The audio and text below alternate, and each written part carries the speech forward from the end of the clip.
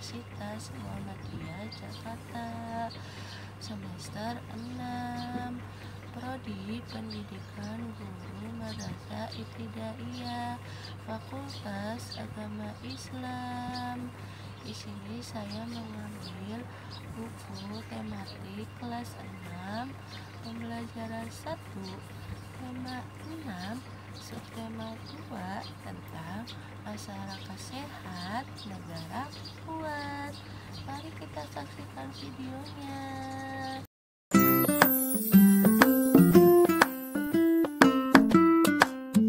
Di sini kakak akan masuk materi tentang masyarakat sehat, negara kuat. Tahu tidak adik-adik dari kesehatan itu sendiri? Ya, pintar. Jadi, kesehatan itu merupakan hak asasi manusia dan merupakan kesejahteraan yang harus dipenuhi sesuai dengan cita-cita bangsa Indonesia dalam Pancasila dan Undang-Undang Dasar Negara Republik Indonesia tahun 1945. Salah satu menjadi negara yang kuat adalah menciptakan negara yang kuat. Apa sih hubungannya?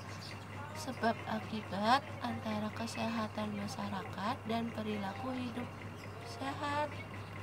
Jika masyarakat melaksanakan perilaku hidup sehat, maka kesehatan di lingkungan sekitarnya itu terjaga.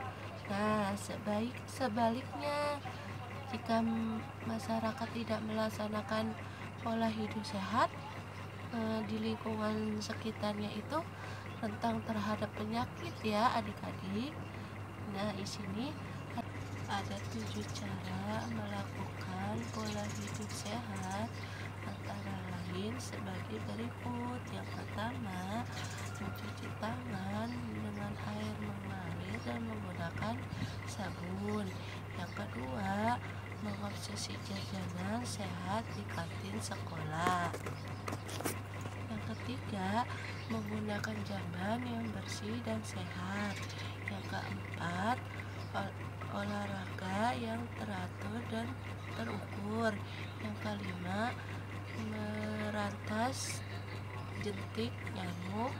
Yang keenam, menimbang berat badan dan mengukur tinggi badan setiap 6 bulan. Yang terakhir, yang ketujuh, membuang sampah pada tempatnya. Selanjutnya kakak akan membacakan teks tentang sehat di sekolah, sehat di rumah. Masih ingatkah kalian dengan Kampung Sehat Melati? Nah, di sana ada sebuah sekolah bernama SD Negeri Melati, tempat Rudi dan Tia bersekolah. Sejalan dengan kehidupan di lingkungan Kampung Sehat Melati, siswa SD Negeri Melati juga dianjurkan untuk memperhatikan pola hidup sehat sejak dini. Kartu sekolah yang dikelola oleh orang tua menyediakan makanan dalam ragam yang sederhana tetapi sehat, seperti bubur kacang hijau, bubur ayam, urap jagung, dan susu kedelai adalah menu andalan yang dinikmati siswa secara bertahap. Sejak pertama kali masuk di kelas 1, siswa diberikan penyuluhan oleh petugas dinas kesehatan agar dapat memahami bahwa jajanan di luar sekolah banyak mengandung zat berbahaya bagi tubuh. Setelah kakak membacakan tes, kakak ingin bertanya kepada adik-adik, apakah hal tersebut juga perlu diterapkan di sekolahmu?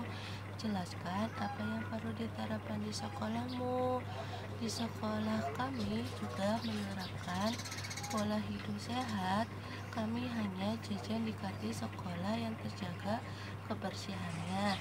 Yang kedua, bagaimana cara menerapkannya?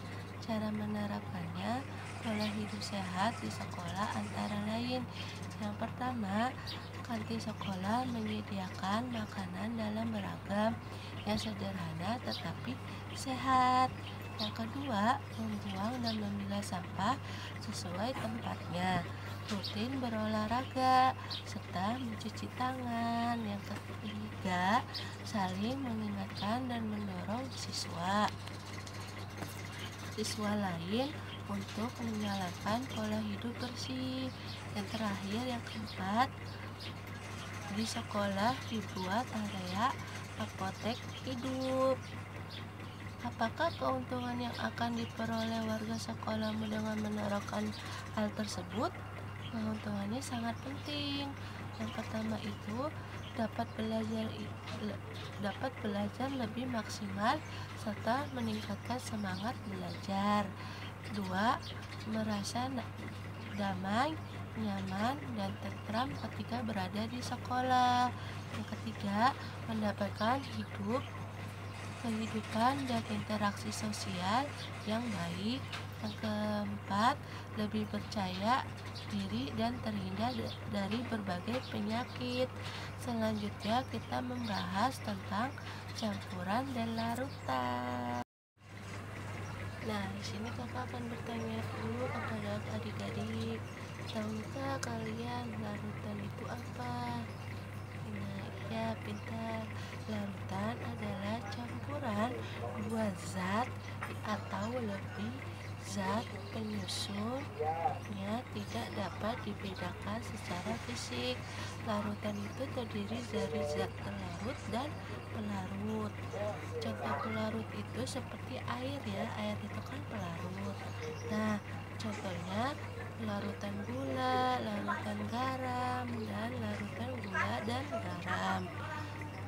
Nah, campuran itu sendiri adalah materi terdiri atas dua macam zat atau lebih dan memiliki sifat zat aslinya.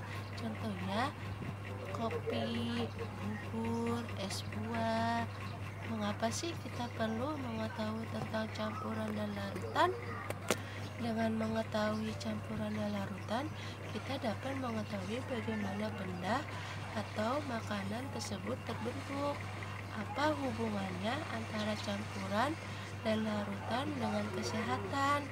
Dengan mengetahui campuran dan larutan, kita dapat mengetahui apakah makanan tersebut berbahaya bagi kesehatan kita atau tidak.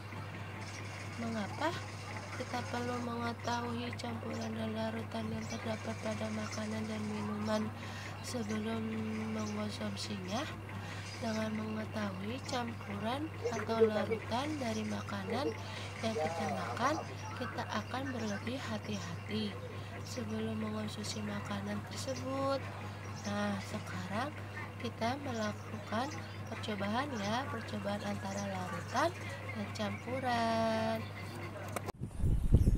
Nah, di sini ada alat dan bahan yang telah kakak sediakan. Nah, alatnya itu ada gula, ada susu, terus ada kopi, ada garam, ada beras, ada minyak goreng, ada gula, terus bahannya itu ada teko yang berisi air, terus ada sendok, sama ada gelas.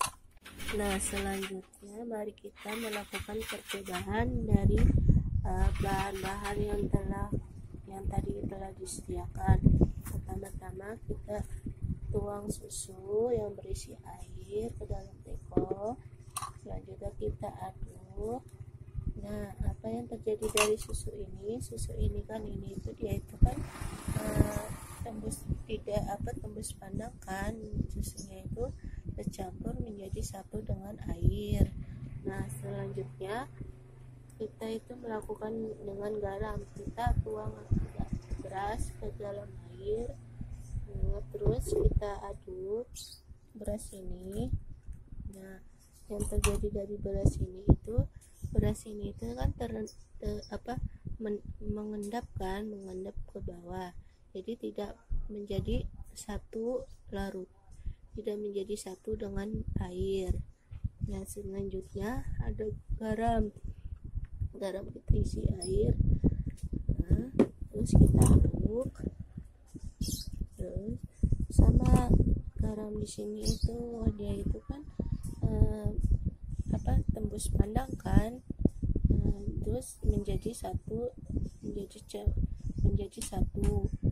Terus kita ini minyak goreng yang kita berisi air. Terus kita aduk minyaknya. Nah, minyak di sini itu kan mengendap juga kan, sama mengendap. Nah, ini itu endapan dari minyaknya. Jadi minyak itu tidak tercampur menjadi satu dengan air, yaitu mengendap. Nah, selanjutnya gula pasir, kita kasih air, terus kita aduk. Nah, gula pasir juga dia itu kan menjadi satu kan, jadi satu larutan ini. Nah, terus apalagi tembus pandang kan. Nah, selanjutnya kita ini kan ada kopi, kita tuang air, terus kita aduk kopinya. Kopi di sini kan dia itu kan terlarut kan, nih kopi itu kan mengendap, tidak tercampur dengan air. Nah, kopi kan mengendap ke bawah. Nah, kesimpulan dari materi yang kakak jelaskan tadi, kesimpulannya itu jadi larutan itu ada apa aja sih? Ada susu, terus ada garam, ada gula. Nah, campuran itu ada kopi, ada minyak, sama ada beras. Nah, jadi kesimpulan dari materi ini adalah larutan tidak mengendap. Jadi larutan ini itu tidak mengendap. Nah, seperti tadi contohnya seperti susu kan tidak mengendap tuh, dia itu mencampur dan lain-lain. Terus campuran ada endapannya. Jadi campuran itu meskipun kita campur dengan apapun, yaitu ada endapannya. Nah, seperti contohnya kopi kan ada endapannya kan, terus beras juga ada endapannya. Terus kayak minyak juga kan ada endapannya. Nah, ada endapannya kan minyaknya, kita campur. Nah, jadi kesimpulan dari percobaan yang telah kakak lakukan adalah materi ini adalah larutan itu tidak mengendap. Jadi contohnya itu seperti susu itu kan tidak ada endapannya, dia itu kan tercampur menjadi satu atau larut. Nah, kalau campuran itu ada endapannya. Nah, contohnya seperti beras, kopi, minyak. Kan beras itu kan dia itu mengendap kan, ada endapannya. Nah, cukup sekian dari pelajaran hari ini. Wassalamualaikum warahmatullahi wabarakatuh.